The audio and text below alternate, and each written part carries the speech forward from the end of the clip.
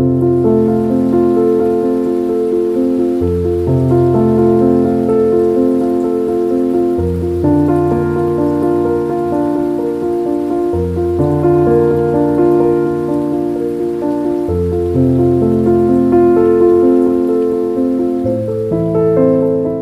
ini adalah pameran tunggal Ugo Untoro ketiga bersama Nadi Galeri. Dia berhasil membawakan tema yang sangat berbeda dibandingkan dengan dua pameran tunggal Ugo Untoro sebelumnya. Tetapi menurut saya juga pameran tunggal kali ini tidak kalah hebat dan tidak kalah keren dengan pameran-pameran tunggal sebelumnya. I met Ugo many years ago. However, I have to say that I also met many people in my life, but absolutely I never met anyone like Toro.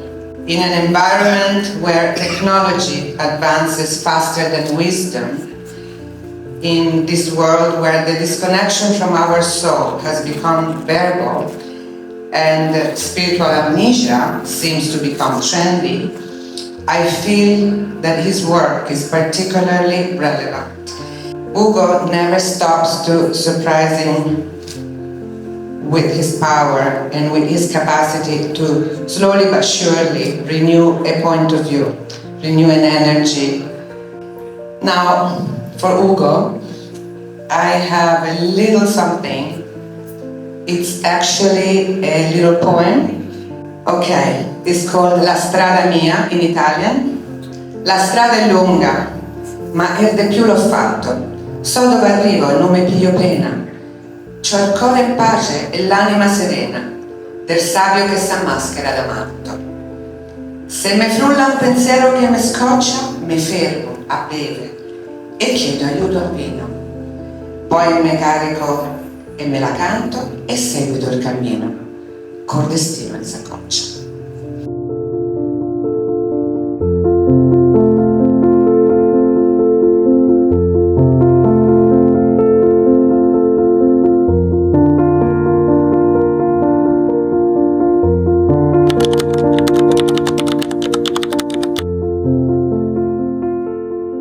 Sebenarnya tentang kepulangan ya. Secara fisik saya memang pulang ke desa saya, kampung saya di Purbalingga. Terus di sana merasakan lagi rumah ya, rumah, pulang dan sebagainya dengan ibu, dengan adik-adik, saudara dan sebagainya. Terus tiba-tiba, oh ya saya kok belum pernah melukis ibu saya gitu kan. Jadi akhirnya dari situ saya mulai melukis dengan teknik yang katakan realis gitu ya, dengan alasan persoalan bahasa ya, seni kan ada persoalan bahasa juga. Ketika saya pulang saya juga harus mengerti bahasa apa yang bisa saling connect gitu kan. Jadi saya memilih bahasa atau teknik yang ya bisa dikatakan realis gitu ya.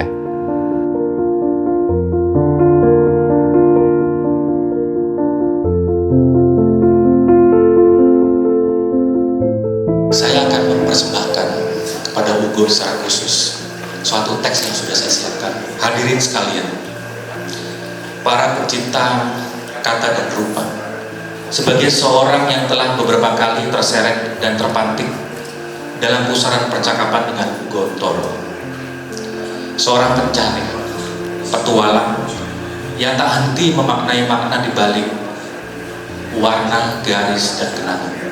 Melalui lukisan-lukisannya, Ugo mengajak kita untuk melukis rintik yang menolak kering, sebuah wajakan untuk terus memperbarui diri yang tak pernah berhenti mengalir, tak gentar untuk tidak mengering. Dan di tengah dunia seni yang terus mengejar gaya, Ugo justru melukis untuk mendengar kembali, ya tetap ingin kita hidup dan membuat kita hidup.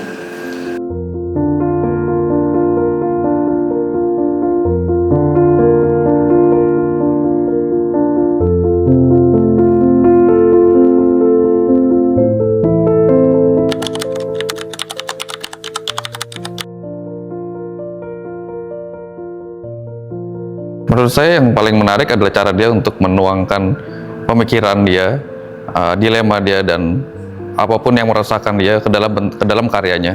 Menceritakan pengalaman dia ketika dia pulang ke rumah orang tuanya di Purbalingga.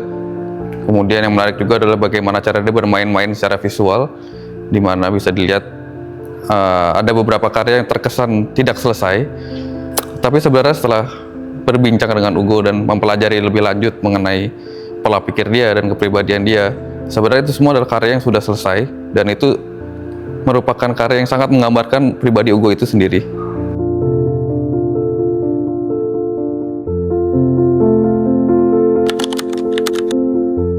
Ini sambungan dari kepulangan saya di kampung dengan hujan ya. Jadi benda-benda yang dekat atau ada di rumah saya di kampung, nggak tahu kenapa mereka menarik saya untuk melukisnya gitu kan. Secara visual masih ada kaitannya dengan hujan sih ya. Jadi garis ini mewakili hujan. Jadi benda atau mangkok ini terbentuk karena hujan itu gitu. Jadi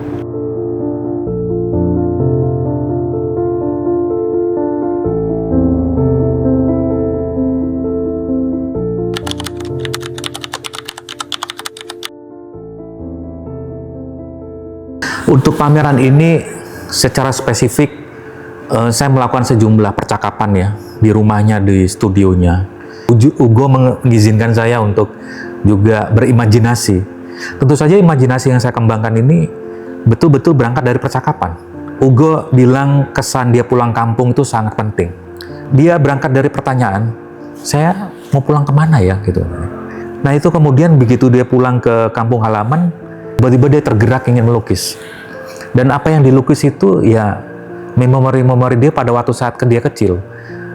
Melihat benda-benda dalam rumahnya, kemudian kamarnya, terutama dia melihat apa yang sehari-hari, yang sederhana.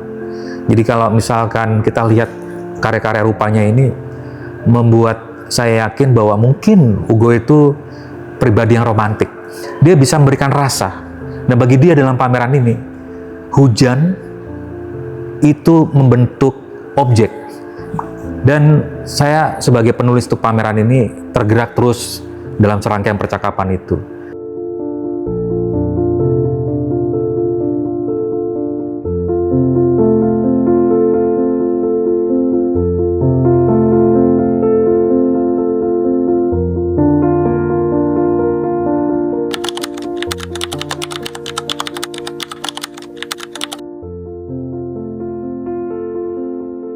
Ya ada perkembangan, tapi ada satu yang dia sangat konsisten di dalam berkarya.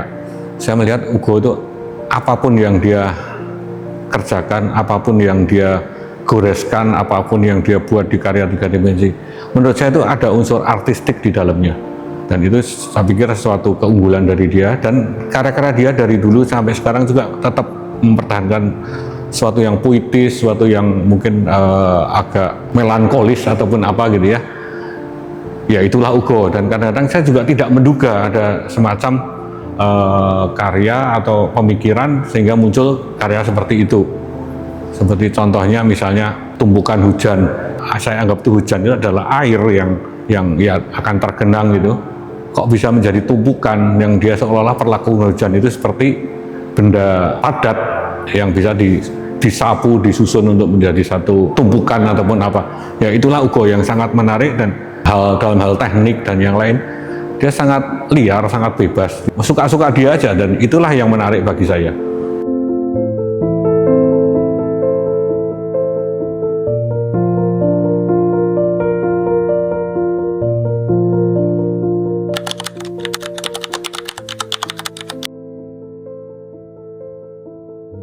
Iya, pesannya sebagai perupa atau saya sendiri sebagai pelukis gitu, kita harus berani mengeluarkan apa yang kita punya sebenarnya, karena kita masing-masing kan punya